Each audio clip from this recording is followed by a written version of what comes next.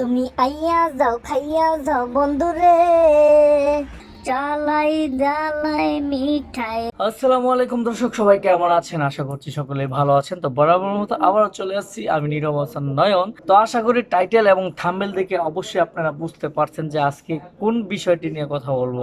তো সে হচ্ছে আমার বান্ধবী।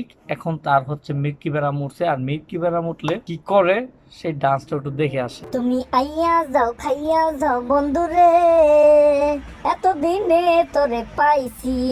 তুই আইয়া যা, তুই আইয়া যা খাইয়া যা, তুই আইয়া যা খাইয়া যা বন্ধুরে। এই কারো কারো কারো, এই দোস্ত, এই কারো কারো, এটা কি তোর বউটা না? তোর বউটা ওই, তোর বউর যে মির্কি বেড়া মরছে তুই জানস? জানস না? তারপর মাথাটা বুড়ো হয়ে গেছে, বুঝছস? তুই এক কাম কর, আমার 4-5টা বন্ধু আছে, আর আবার মির্কি ম্যাডামের ওষুধ দিতে পারে, বুঝছস নাই?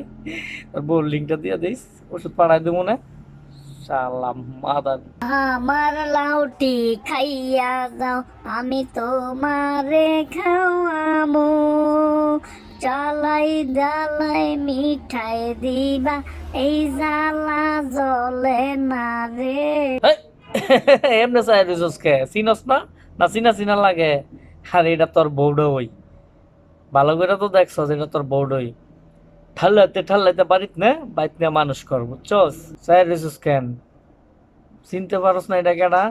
তুই যে সাইডা দিছস সেই তোর বউইটা। দেখ আলা কি মির্গি বেড়া মরছে। তোর তলে আসিল, বালা আসিল না? তুই ছাড়লি কেটে তোর বউডারে।